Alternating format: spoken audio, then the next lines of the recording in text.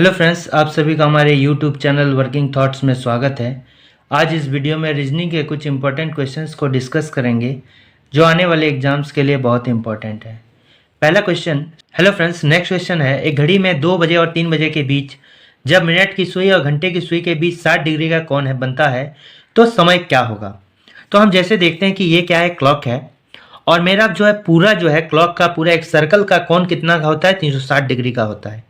ठीक है, 360 डिग्री का पूरा होता है और चूंकि ये 12 पार्ट्स में डिवाइड है तो 12 से डिवाइड करें 30, तो इन दोनों के बीच जो है घंटे वाली की सभी सुइयों के बीच जो है कितना हो जाएगा, 30 डिग्री का एंगल हो जाए। जैसे 12 के 1 के बीच में 30 डिग्री, 1 से 2 के बीच में 30 डिग्री और इसी तरह सभी जो है कॉन्स्टिक्वेंट अगल बगल वाली सुइयों के बीच जो है घंटे वाली सुई के बीच, जैसे 3 से 4 के बीच में भी 30 डिग्री, 5 से 6 के बीच में भी 30 डिग्री, ये आगे बढ़ते रहेगा। ठीक है, तो और ये 30 डिग्री जो है ये 5 मिनट के बराबर होता है। मिनट अगर बोले तो 5 मिनट, और अगर 5 मिनट का डिग्री के बराबर बोले तो 30 डिग्री के बराबर।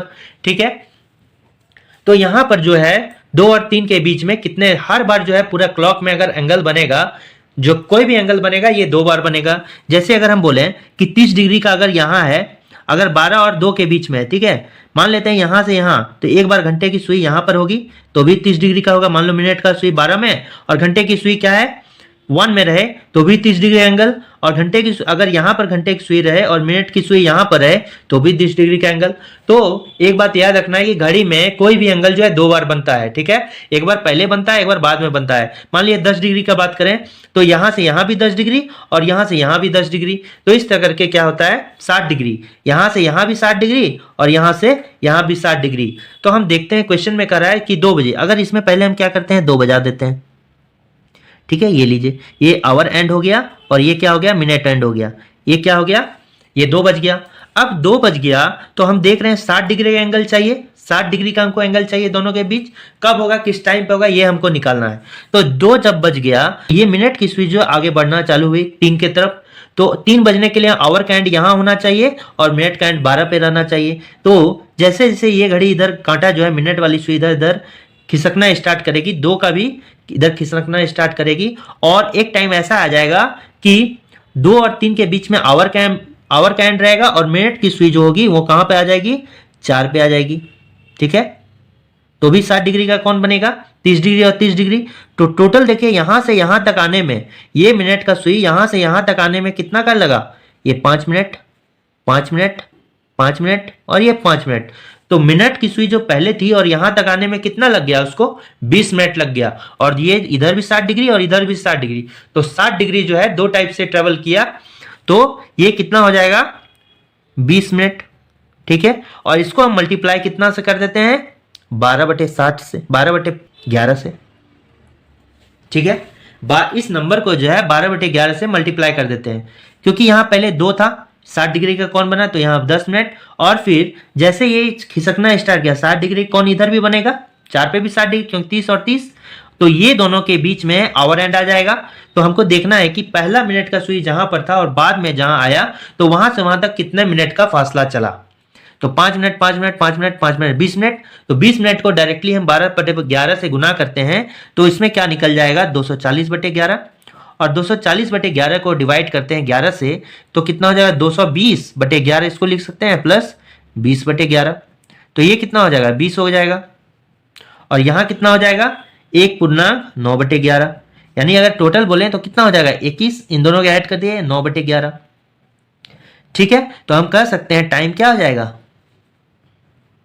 टाइम क्या हो जाएगा 2:21.9/11 मिनट, यही टाइम हो जाएगा। यानी कौन सा हो जाएगा, ऑप्शन जो हो जाएगा B correct, option B correct हो जाएगा। और इसी क्वेश्चन को अगर फॉर्मूला बेस्ड में बनाए तो हमको पता है कि जैसे एंगल निकालने के लिए इस फॉर्मूला का यूज करते थे, h × 30 माइनस 11/2 इंटू मिनट, इस फॉर्मूला का यूज करते थे। उसी तरह हमको क्या करना है, टाइम निकालना है तो ये हम मिनट कर लेंगे, मिनट। तो या तो हम ऐसे कर सकते हैं कि इसी से निकाल सकते हैं, time is equal to, time निकालने के लिए क्या करेंगे, h × 30 plus minus theta into 2/11 into 2/11 कर देंगे। तो इससे हम क्या टाइम निकाल सकते हैं, इसी से फॉर्मूला समझ जाते हैं कि ये जो मिनट टाइम के है। तो हम क्या करेंगे h इंटू 30 और इसको क्या करेंगे, इसको इधर कर देंगे और इसको जस्ट अपोजिट करके ये फॉर्मूला हम निकाल सकते हैं। प्लस माइनस एक केवल यहाँ पर थीटा दे देना है। तो इससे क्या होगा कि हम माइनस कब लेंगे, जब जो पहले बजेगा। जैसे हम कोई भी बोले कि मेरा जो है एंगल बनता है हमेशा 2 बार बनता है, किसी भी क्लॉक में एंगल 2 बार बनता है। तो पहला जो एंगल, अगर फर्स्ट टाइम जो एंगल बनेगा उसके लिए माइनस लेंगे और सेकंड टाइम जो एंगल बनेगा उसके लिए प्लस लेंगे। ठीक है, तो इससे भी हम निकाल सकते हैं कैसे कि आवर के एंड के जगह में क्या है 2 बजे है, 2 और 3 के बीच में, तो 2 ले लिए इंटू 30। और चूंकि इसमें क्या कर रहा है कि अगर 60 डिग्री है तो अगर प्लस दे दिए या माइनस दे दिए और थीटा की जगह में क्या हो गया 60 हो गया, 2/11। तो हम ये देख रहे हैं 0 डिग्री आ गया। ठीक है, तो इसको हम क्या करेंगे, और एक बार जो होगा 2 इंटू 30 प्लस 60 इंटू 2/11। ठीक है, तो कितना हो गया 240/11।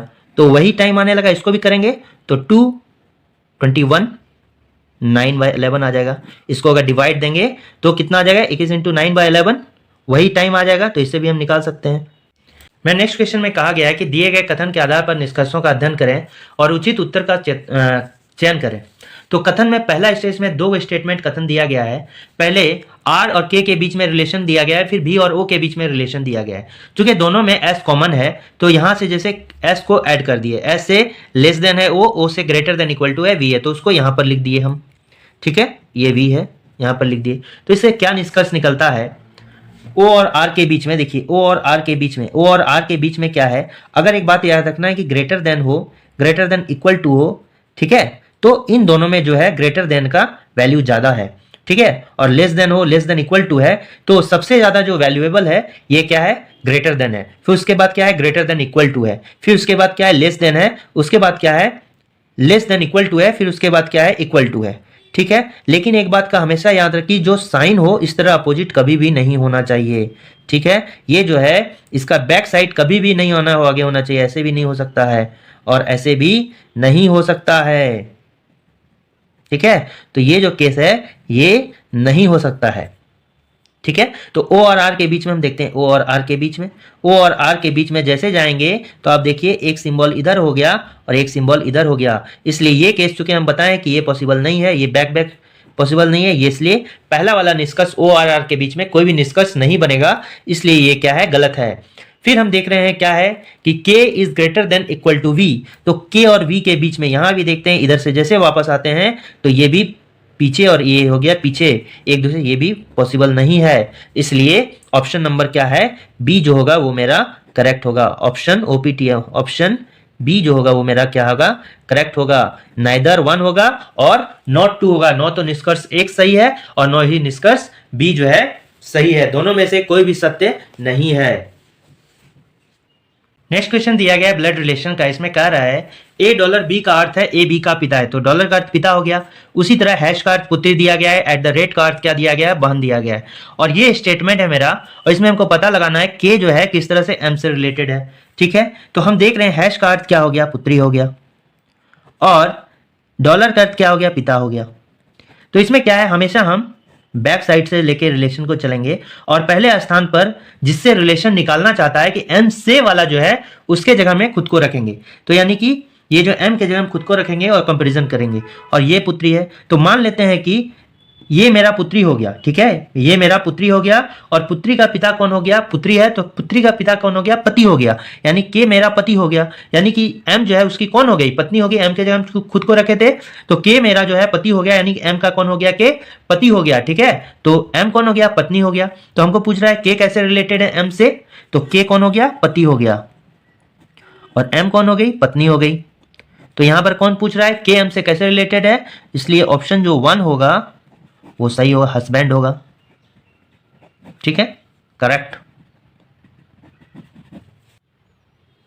तो इसमें क्वेश्चन कर रहा है कि ये जो संख्या दिया गया है, ठीक है, ई के बाद नीचे लिख दिया गया क्योंकि इधर जगह नहीं है, तो EUH3BR। ठीक है, तो अगर अपने साइड से देखें तो ये किधर हो जाएगा, बायां हो जाएगा। ठीक है, ठीक है, तो अपने तरफ से देखा जाए तो ये किधर हो जाएगा, बायां हो जाएगा, और ये किधर हो जाएगा, दायां हो जाएगा। ठीक है, तो यहाँ क्वेश्चन में कह रहा है यदि बाईं ओर से 7वां, तो ये देखो पहला ये हो गया, पहला, दूसरा, तीसरा, चौथा, पांचवा, छठा, 7वां। तो 7वां में कौन है, 7th में कौन है, पी है। फिर कौन सा 8वां में कौन है, ओ है, ठीक है। फिर क्या है 17वां में 15वां में कौन है, तो 8वां में चूंकि ओ हो गया, 9 10 11 12 13 14 15, तो 15th में कौन हो गया, ई हो गया, और 17th में कौन हो गया, एच हो गया मेरा, 15 16 17 एच हो गया, ठीक है। तो इससे देखते हैं क्या बन सकता है कि अगर पॉसिबल बोलेंगे तो होप ही बनेगा, आशा, होप को हिंदी में क्या बोलते हैं, आशा, ठीक है, ये बनेगा।